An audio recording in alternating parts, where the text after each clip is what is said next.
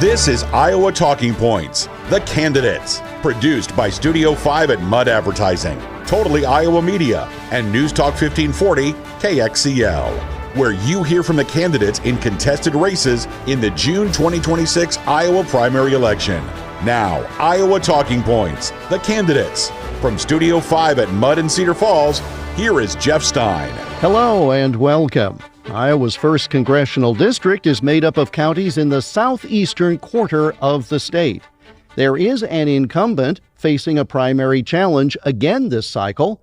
The challenger joins us at the Iowa Talking Points table today. He is David Pautsch. Mr. Pautsch is a Republican. He is running for the nomination of his party in House District 1. Mr. Pautsch, thanks so much for taking the time. Hey, thanks for having us.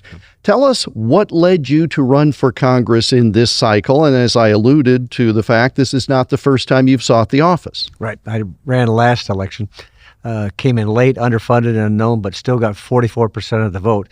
So I figured, well, I think I've got unfinished business. But I'm running because I have a commitment to my sons who fought over in Afghanistan and Iraq. The one in Iraq never came home. So I felt like I owe it to his commitment and sacrifice. He died saving the lives of 800 people in a mess hall who are going to be blown up. But I'm also running because that I feel like there's something that even one individual can do to make a difference. Like it says, better to light a small candle than to curse the darkness. But there's a guy named Mr. Edmund Burke. He's a statesman over in London, in England, in the 1700s. Maybe you've heard of him. Mm-hmm. But he said, no man has made a greater mistake than he who did nothing because he could only do a little. And so while running for Congress is very visible, it's not always just that much. Your greatest tool as a congressman is your voice and not just your vote. And so I figure, well, I have some beliefs that I believe can make a difference. It starts with a commitment to God and his willingness to give himself to bless our nation, because the Bible does say that blessed is the nation whose God is the Lord. Well, if he wrote the promise, he gave us the promise, why don't we take him up on it, man? He's good at it. He loves us. He's not an ogre. He's not mad at us. He's not grumpy. He's kind. And so I believe that one with God is a majority. And big doors turn on little hinges. And even though I'm just a little hinge, I could facilitate a lot of change. And I'm after change. I'm not just here to facilitate the process. A lot of people get wrapped up in just making adjustments, just tinkering. And all they wind up doing is just rearranging deck chairs on the sinking Titanic. So that's a little bit about what drives my thinking here.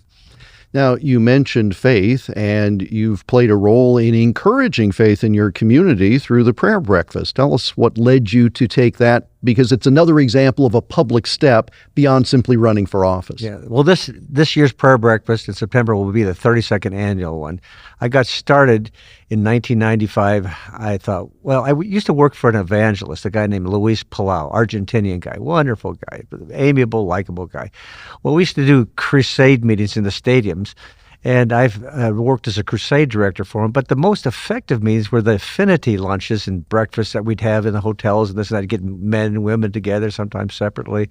And those were always so effective in terms of responses, because each people would do an each one reach one strategy, fill up a table with people. And the response was just really high quality and quantitative. And so when I moved to the Quad Cities, nothing like this was going on. I worked in Cedar Rapids for a little bit and got involved with the Christian Businessmen's Committee over there. But I thought, no one's doing anything like this in the Quad Cities. So I said, I'm going to do something. I had an opportunity to bring in Alan Keyes, the vibrant, dynamic former UN ambassador. And that was in 1995. I contacted the folks at the River Center. I said, I'd like to do a prayer breakfast. I think I can get 1,000 people out. They said, well, you'll be doing well to get 500. I said, okay, fine. Well, we had Alan. And next thing you know, we're working with Promise Keepers. Why, we had 2,100 people show up, and I go, I think God's in this thing. And so I've had a hard time quitting doing it. I just can't bring myself to do it. But it's just really effective for explaining the truth in a context where people feel comfortable around food and fellowship. And you can hear a relatively well-known speaker. We've had everyone from Elizabeth Dole to Dan Reeves, and just recently had Mike Huckabee. So it's an annual event, and we usually get thousands of people come, sometimes more, sometimes less. But it's effective for helping people know that there's an alternative life to life. They don't have to live life on their own. There's a shepherd who wants to guide them and graze them and guard them and keep them safe. And I love doing it. What is the philosophy that will drive you as a member of Congress? And I say that because you're a Republican, but to some people that means one thing, other people it may mean something else. So what are some of the guiding principles in terms of being a congressman that would guide your decision-making on bills, other than a foundation in faith, which is quite important, quite obviously? Yeah. And of course, the Bible is filled with all sorts of good principles, and many of them which the Republicans have adopted in their platform. So I will be a Republican in Congress. I won't just be a guy with an R behind his name. I will be a man who actually adheres to the Republican platform. And part of the platform is you have to adhere to the platform to get any support from the Republicans. But for some reason, this seems like just an alternative, an option for a lot of Republicans. They get elected and they have nothing to do with the platform. They vote however they want. They're voting like a bunch of communists. They're voting for everything from gay marriage bills to the FISA bill to allow the government to spy on us, voting for bloated budgets and all the CR bills and the omnibus bills. It's unbelievable. Just in our own congressional district here in all four districts, these guys have voted without any real significant sense of courage and have just waffled on so many issues that it seems like their main guiding principle is go along to get along. Well, that's not me. I am going to be a real Republican, a real red meat Republican who votes starting with the life issue. If you can't get that one issue right about abortion, you can't get anything right, because that's a litmus test for all wisdom and thinking. And you can be good people, this and that, and be likable people, and I can get along with anyone. I'm not here just to be a caustic moron. But I believe that people have to get that issue nailed down. It's not just some bunch of protoplasm in the womb. It is a life. Now, we've got this figured out when it comes to bald eagles. There's a $100,000 fine for destroying a bald eagle egg. They understand that the egg of a bald eagle contains a bald eagle, and they want to protect it. But we don't provide the same level of security for babies in the womb. It's just unthinkable to me that people can't get that right. So that's one of the big guiding principles. But I'm big about the economic sensibilities and stewardship of these tax dollars, about half of which is probably waste, fraud, and abuse. No kidding. Elon Musk said that. You go, seriously, can half of our $7 trillion budget be waste, fraud, and abuse? Yeah. So when you think about, I'm big, my big crusade is I'm going to help people get rid of the income tax. And of course, I hear that and go, oh yeah, you got my vote. Well, it's not just an economic thing. You realize that only $2.6 trillion of our $7 trillion national budget is funded by the income tax? And the other stuff is, if you just left that $2.6 trillion in the economy, it would produce an economic windfall of which $1 trillion of it would come immediately back to the federal government in terms of just normal withholdings because of greater economic viability. So it's an amazing thing that people can't nail down these simple common sense platforms about what is right, what's wrong, what should you actually promote and adhere to the platform, the Republican Party? Is this just an option? No, I don't think so. And again, what folks often don't remember is that the Founding Fathers did not provide for income tax. That only came later through constitutional amendment. So while those of us in a contemporary era, we've always known an income tax, that wasn't what the founders had in mind. And is that where we started to get off the rails in terms of overspending and underserving? Absolutely. 1913 was a bad year for this country because that's when we formed the Federal Reserve, the income tax, and the IRS, along with this idea that we can actually siphon off the American public and dip into their pockets.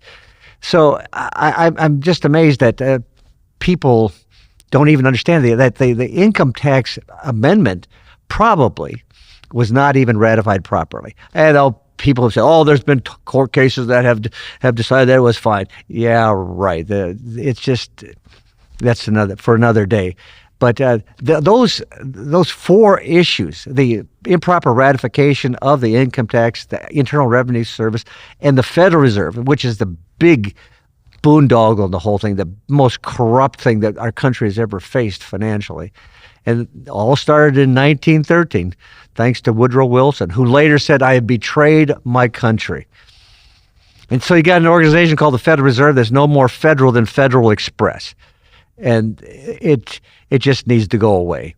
We need to actually take control over our own money supply again. I mean, can you imagine that we as a country who can manufacture money, that we actually borrow money from private bankers? And the Federal Reserve is a private bank owned by most of the world and global money powers. But we borrow money from private bankers. Now, we can print all the money we want, and that's not a good policy because it's inflationary. But it's better than borrowing money from private bankers. Who ever heard of such a thing? But there's a lot of things that just are the elephants in the room financially and socially and morally that just go on right underneath our noses. Well, by the time of the general election, our deficit will be what, 40 trillion? Probably 39 right now. Uh-huh. Yeah. And so that gives us a sense of where we ought to go next. David Pautsch is our guest. He is a Republican. He's running for U.S. Congress out of the 1st District, that's Southeast Iowa. The primary is June 2nd. And we'll have more with Mr. Pautsch as Iowa Talking Points, The Candidates, continues. All the great news talk programs you love from KXCL on your radio can be with you wherever you go. I'm Todd Starnes. This is Mark Levin. I'm Tim Harwood. Bill O'Reilly here. I'm Kim Commando. Hey, it's Glenn Beck. I'm Jeff Stein. Just download the free KXCL mobile app. You can find us in the App Store or Google Play. Make sure you never miss a second of the conversation. Download the KXCL app today. It's a great way to stay connected to where Iowa comes to talk. One opportunity.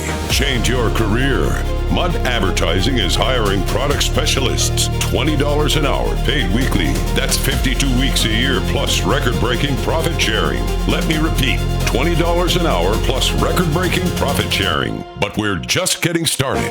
The best in the business, 401k, company match, gold standard health plans, on-site fitness center, generous paid time off, and so much more. Apply today and don't look back. You're watching Iowa Talking Points, The Candidates. Here again is Jeff Stein.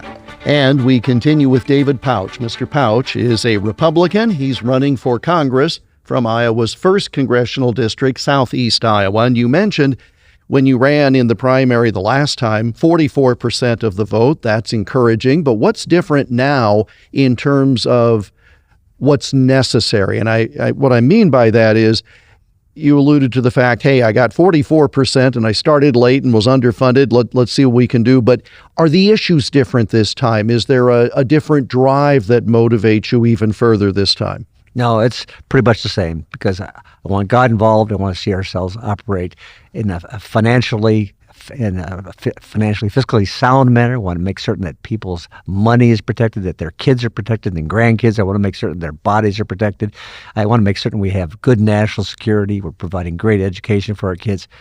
But the thing that I think is really critical is that we need real Republicans. And the thing that's different is not that we have a different need for good Republicans, but the problem is that there's this inflated dependency upon money in campaigns. The political consultants and all the advisors, they are just obsessed with money. And I've raised an embarrassingly small amount of money. But the fact of the matter is, to win and be a viable candidate, you don't need to raise a lot of money if you're willing to go meet the people.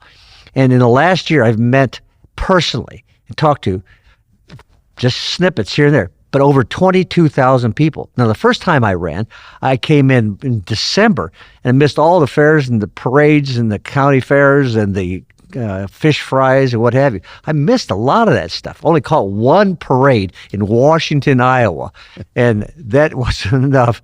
But I met an incredible amount of people, but I only lost by 3,000 votes. So I'm thinking that perhaps after meeting 22,000 people, that perhaps I've eroded the margin just a teeny bit there, and I might have myself a victory.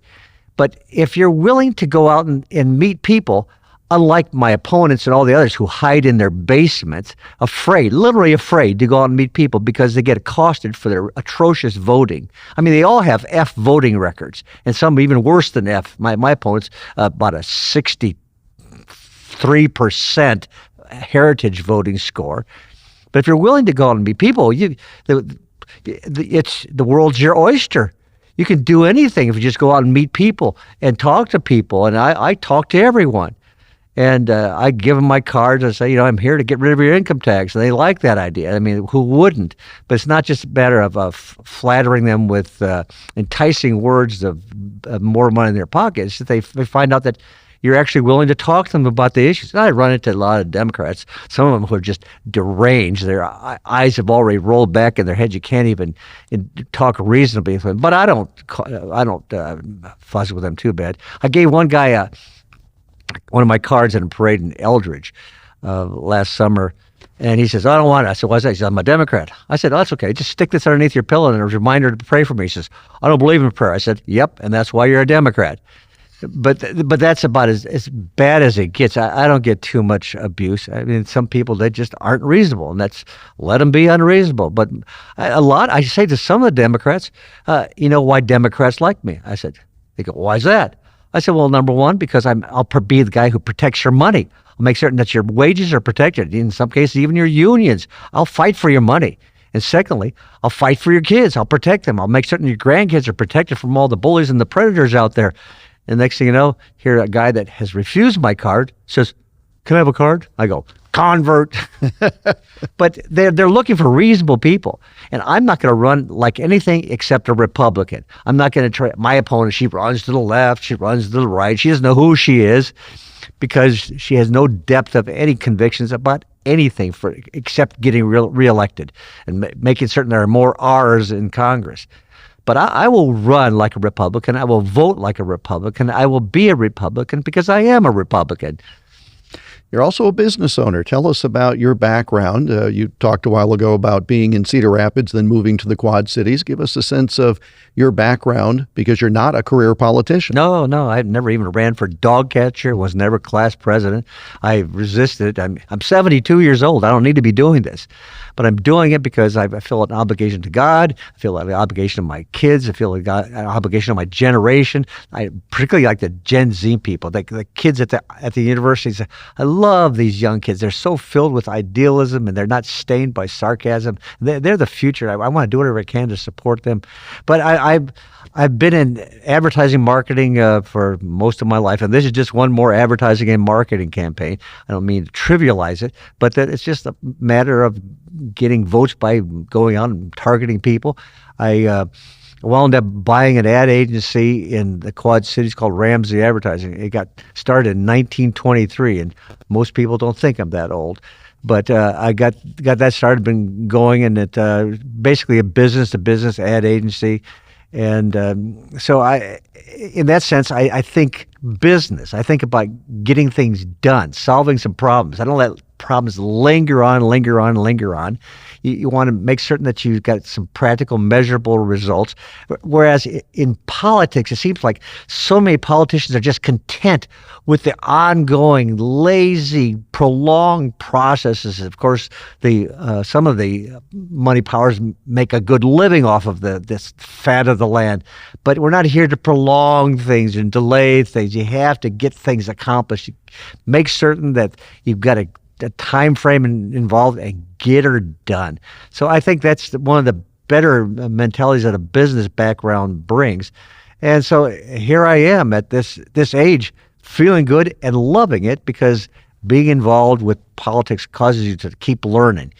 You have to keep understanding and figuring out and researching, and that's that's common to any vocation. So I love my business background. I also love it that I'm also involved with ministry, which is involved with the prayer breakfast. But these things tied together, kind of come together under the banner of politics, and I think we can make something happen. So you've talked to 22,000 people thereabouts. What do you hear most often from them in terms of, you come up and say, I'm running for Congress, and those that don't just kind of shrink away. What do they talk to you about? What do they express to you as their concerns? Well, I ask that question of the people, particularly in the meetings. I say, what keeps you up at night? What are some of the issues that you think government can do something about? And one of the biggest ones is the Islamic threat. They're really concerned about the Sharia law. They're concerned about jihad. And that the Muslims themselves, they try and whitewash and sanitize their idea about jihad. They say it's a struggle for betterment, this and that. It is not. I mean, yeah, it's under the big banner, maybe so, but the Quran is very clear that you are supposed to kill the infidels and the non-adherents. That's repetitive throughout the Quran. So as a result of that, they should not even be classified as a religion. You can't call someone a religion that believes that it's a good thing to murder your non-adherents. And they have been practicing what they have preached for a long time. Just Iran has been harassing the nations since Jimmy Carter's year, 1979. So you can't give them this free pass, and you definitely shouldn't have any person in an elected position who has to swear allegiance to the Constitution of the United States in office. They simply have to remove these people. And so it's the elephant in the room. It's people try and sugarcoat this whole thing. Well, they have a right to be there. No, they do not have a right to be there if they're not going to assimilate. And my approach is that immigration without assimilation is insurrection. If they're not going to assimilate, if they can't honestly adhere to and support and be loyal to the Constitution of the United States, they raise their hand. I solemnly swear to protect the Constitution of the United States against all enemies, foreign and domestic. Well, they're the domestic enemy. And we shouldn't allow these people in office, and we shouldn't allow them to stay here if they have demonstrated that they're not going to assimilate. It's just that simple. But, people, they get really fragile and tender and touchy, but, we can't be offending people. Well, yes, you can offend people. In fact, one of the principles that I really adhere to in Ecclesiastes, it says, because if sentence against an evil deed is not executed speedily, the hearts of the sons of men are fully set to do evil. Now, that's just good parenting. You say what you mean and mean what you say. You insist on adherence to the law. We are not a lawless nation. But if we are a lawless nation, then we get no order. We need order, which is why we always say law and order. So I just feel like when I ask people this question, they are really quite passionate about this concern that somehow Sharia law is going to take over and supersede our natural laws, our constitutional laws, state laws. It's not going to happen, not if I have anything to do with it. David Pautsch is our guest. He's a candidate for 1st District Congress. That's Southeast Iowa. He's running as a Republican in the primary on June 2nd. We'll learn some of the ways he believes he's different from his opponent in that election. That's in the next segment. Short break now, back on the other side as Iowa Talking Points, the candidates, continues.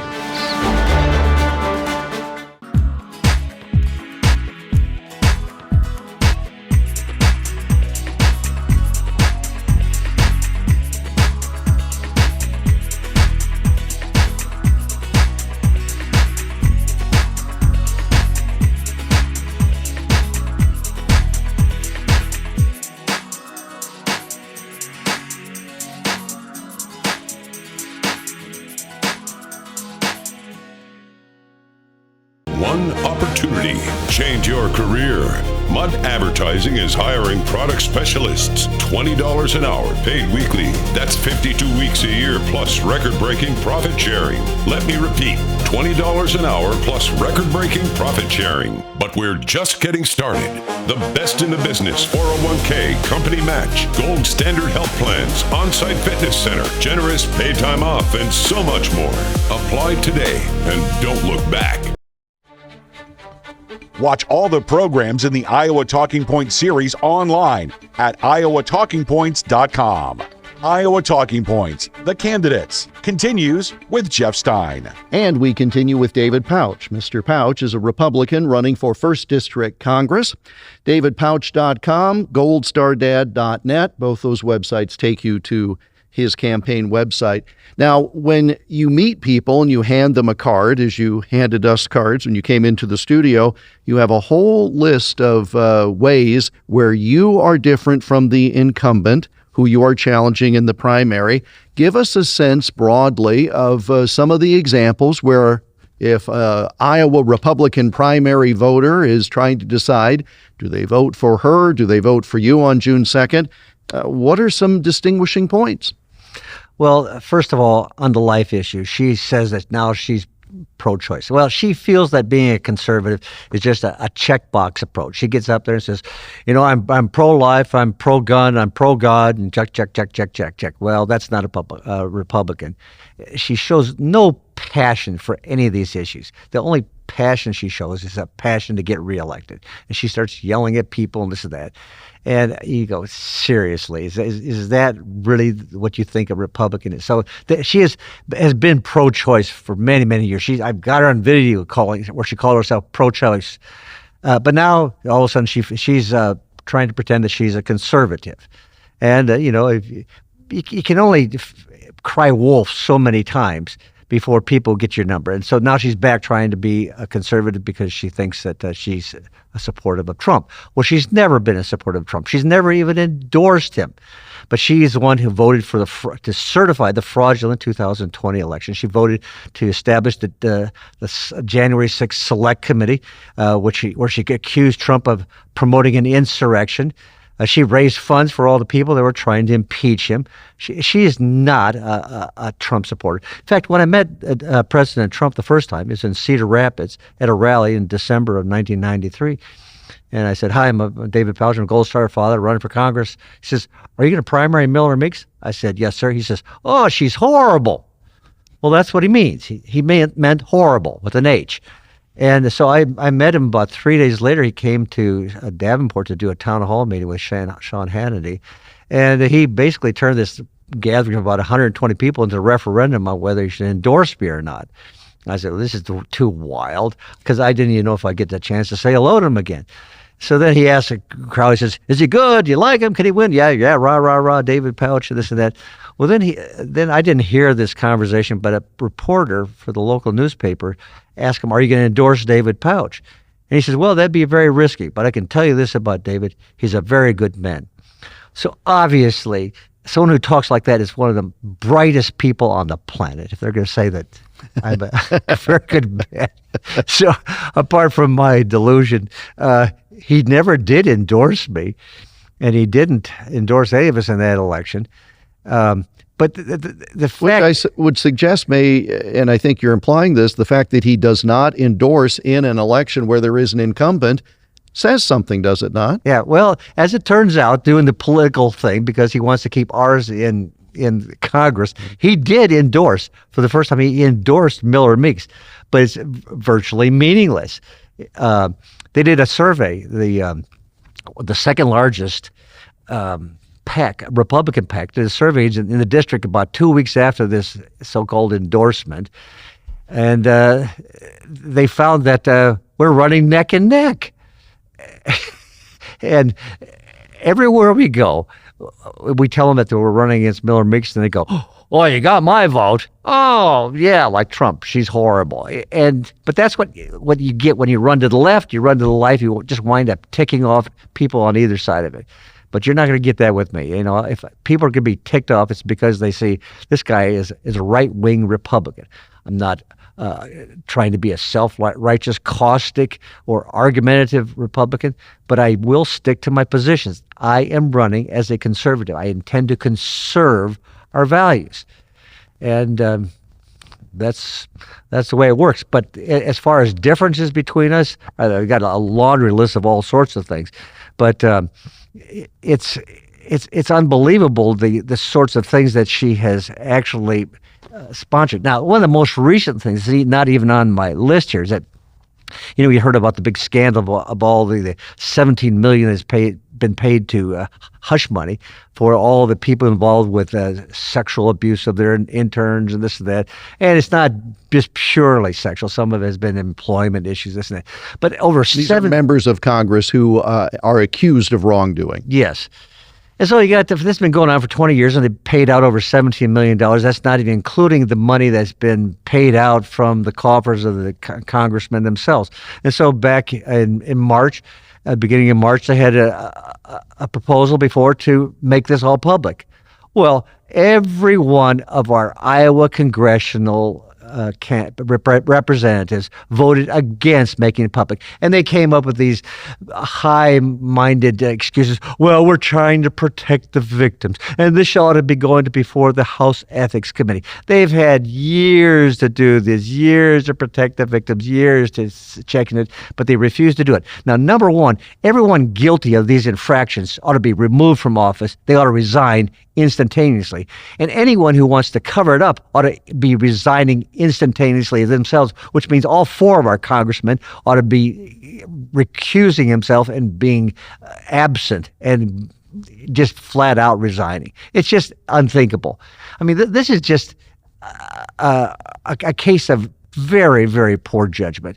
And so something like that tells me everything I need to know about my, quote, representative. They are not there representing me and the Constitution or Republic. They are there representing themselves and their self-interest. And I'm just not going to put up with it. When I've heard individuals, not just the Iowa delegation, but others say, well, we don't want to release information about the hush money fund because of protecting victims, you can redact names of the individuals who have brought the complaints. That protects them, does it not? Of course, a great point. And I'm not saying that our Congress people from Iowa are involved with illicit things of that nature, but the fact that they would vote to cover it up, I believe we have some moral people representing us in Congress. I mean, they'd probably all make pretty good neighbors, but that they would not make this public, this just can't go on. The swamp needs to be drained. David Pautsch is our guest at Iowa Talking Points, and we have one final segment where we'll talk about a few other issues and allow him to tell you, the voter, why you should cast your ballot for him on June 2nd. Mr. Pautsch is a Republican, 1st District of Iowa. Final segment of Iowa Talking Points, the candidates, after a short break.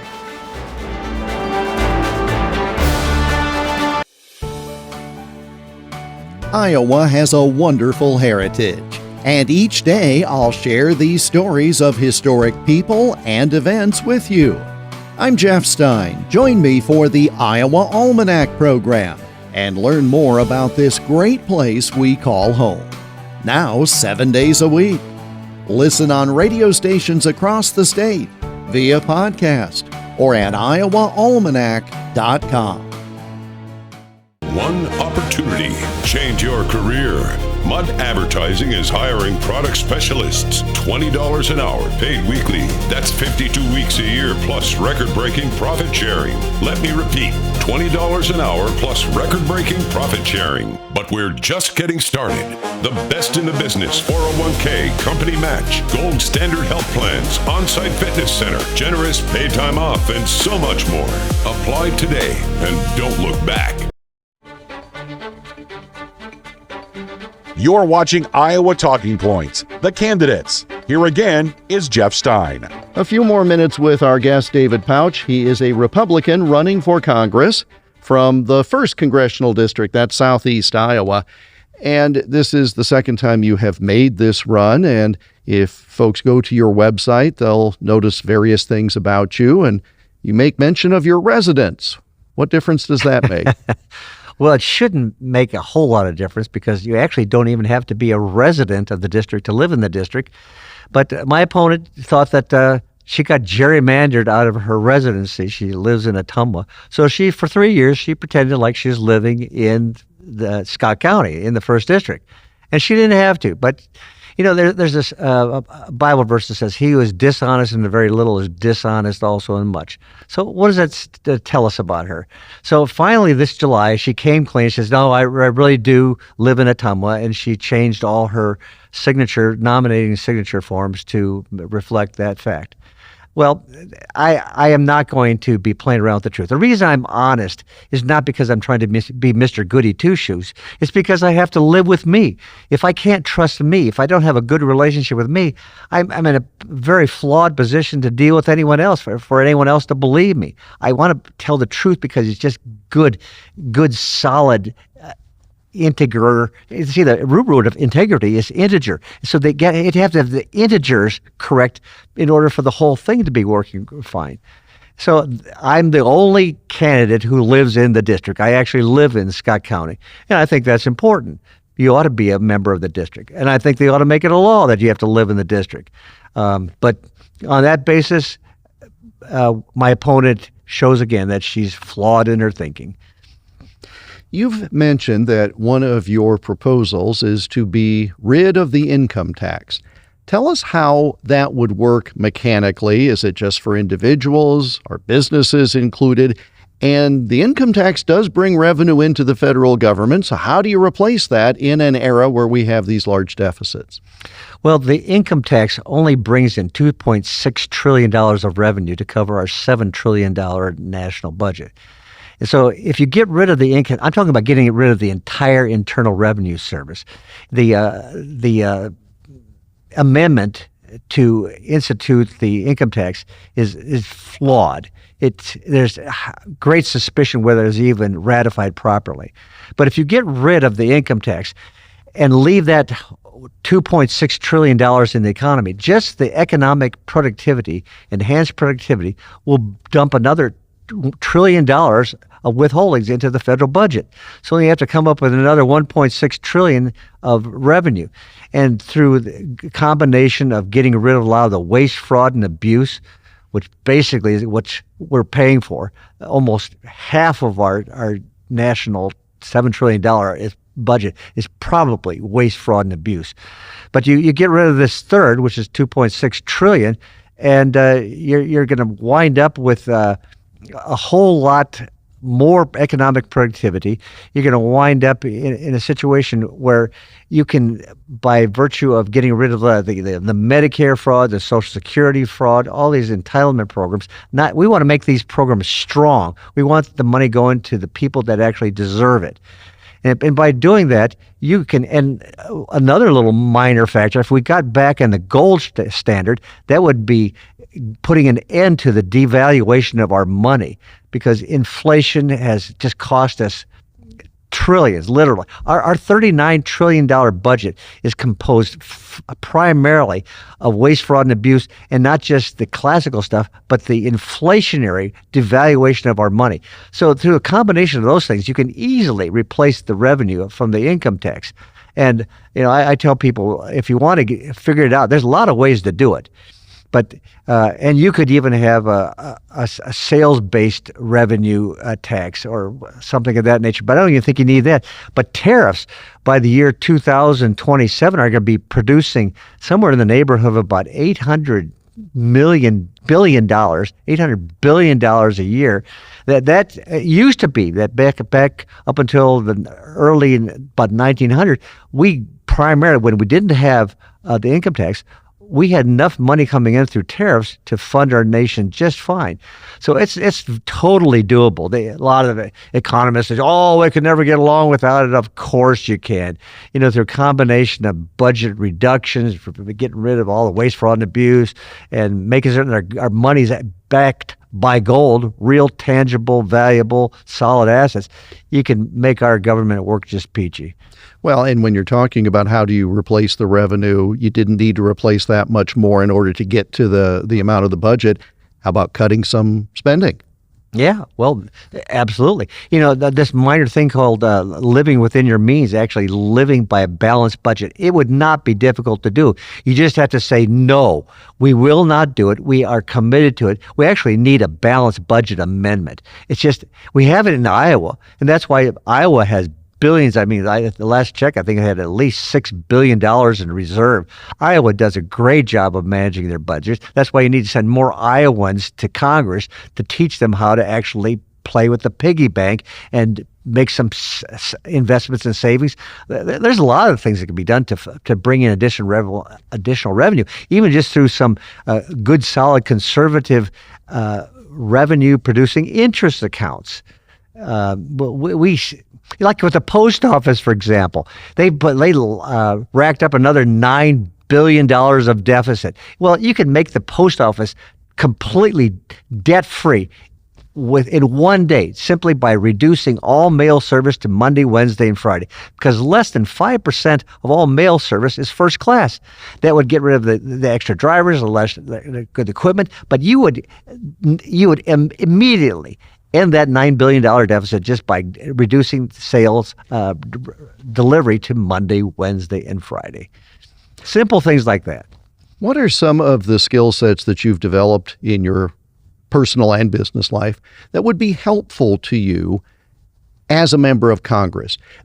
Other individuals who run for elective office, maybe they've served in a state legislature, et cetera, and so we can point to some things. Well, what can you say to the voters of the 1st District, your background, your unique set of skills that would be of benefit in trying to resolve some of these issues in Washington? Well, one of my biggest attributes is I come in with a clean slate. My business background certainly helps run things from a practical level. You don't run a business for too long if you're in arrears. So that mentality certainly helps.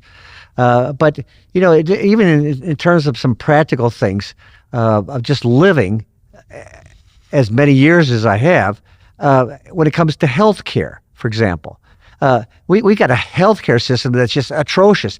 We've been living on the Unaffordable Uncaring Act for a long time. I don't know why it's not mandated anymore. I don't know why people stick with this thing, but they ought to go to medical co-ops. I was part of a medical co-op for years and paid $80 a month. Basically had $1,000 deductible, and usually that went away when they renegotiated the services with the medical provider. But one of the benefits of taking care of myself is that I see the folly of having our reactive medical care. We are completely reactive. After the problem is set in, you're at the mercy of the doctors, and the only tools they have in their bag of tricks are cut, burn, and poison. But what we need, first of all, is a preventive healthcare mentality. Stay away from the doctors as long as you can. I had a guy who was going to speak at the prayer breakfast, a guy named Jim Downing, oldest survivor of Pearl Harbor. And I said to him, Jim, how in the world did you live so long? He says, well, I pretty much stayed away from the doctors. Now, that's not to throw all the medical profession under the bus, because there are a lot of good doctors. I have friends who are doctors and this and that. But we, first of all, need to have a preventive health care program. We need to teach people how to eat right. You can't be eating all this sugar and all these saturated fats. Those two things are literally killing us. And when you do that, you wind up losing weight. And when you lose weight, you wind up getting rid of the visceral fat around your organs. When you get rid of the visceral fat around your organs, you wind up creating a healthy environment for your blood. And you're not going to be as much subject to heart attack and cancer. But simple things like that, eat right and take supplements. One of the big things is just exercise. Exercise provides big amounts of nitric oxide, which goes to increase heart health. And in terms of health care, one of the biggest things that people can learn, we need a national health care program that's based upon forgiving. People need to learn how to forgive. Why? Well, I saw a study by a bunch of healthcare professionals, whether psychologists, ministers, practitioners, what have you. They said that 80% of all negative healthcare symptoms would go away if people just learned how to forgive. Because bitterness will kill you. George Washington Carver had a marvelous quote. He said, I will never let another man destroy my life by making me hate him. So it sounds rather Pollyannish to talk about, forgiving. But when you know that you've been forgiven billions of sins by the Lord Jesus Christ, then you can forgive other people their thousands of sins. So we need to help people understand who their Creator is, what He's done for them, and that becomes the basis for a huge contribution to our healthcare program. So that's one of the things I've learned as a result of 72 years of living on the planet, how to have good healthcare. And it's changed my life, and it can change other people's lives too. We just have a couple of minutes left. You're asking the folks in District 1 to vote for you on June 2nd. I'll give you the final couple of minutes to make that case to them directly. Okay, well, I'll talk right into the camera. You know, as an Iowa resident who loves this state of ours, I'm sure that you're looking for someone that you can trust. I find that's the biggest thing that people are looking for. We may disagree on a lot of different issues, and I am obviously very opinionated. But if you're looking for someone you can trust, why, let's start on working on that together. Because I will be a man of my word. I will say what I mean and mean what I say. And I'll do it out of a desire to help you, not hurt you, not condemn you. I'm pro-life, but that does not mean that I'm going to condemn everyone who's had an abortion or is considering it. I want to do what I can to help. On an issue like that, I want to help with adoption. I want to help with financial aid. I want to help the woman who got pregnant doesn't think that she can afford to even keep a baby. I want to help keep your money in your pocket, which is why I want to get rid of your income tax. And I want to make certain that you've got good jobs that are funded by an economy that incentivizes people to do business and be employed for themselves and get involved in actually making a contribution. That's really how you make a lot of money. It used to be that most people were self-employed. I'd like to see that increase. Only 10% of our public is self-employed. But I want to make certain you've got good health care. I want to make certain that you're protected against the Islamic threat, protected against all the connivers and the shysters who want to use politics and government to get rich. So when I go to Congress, my net worth, if it increases, it's not going to increase because of insider trading. It's not going to increase because of taking money under the table and being part of a NGO. It's going to increase just because I continue to doing what I am doing right now. I'm here for you. That's not just cliche. I'm here to make a difference in your life and see to it that you are blessed. Mr. Pautsch, thank you for taking time to join us at the Iowa Talking Points table, and good luck on June 2nd. Hey, thank you so much, Jeff. David Pautsch is a Republican. He's asking for your vote, running for the nomination of his party in the 1st Congressional District. That brings us to the close of Iowa Talking Points. The candidates, as always, we thank you for being with us. This has been Iowa Talking Points, the candidates, produced by Studio 5 at Mud Advertising, Totally Iowa Media, and News Talk 1540 KXCL. For more information on this series, go to iowatalkingpoints.com.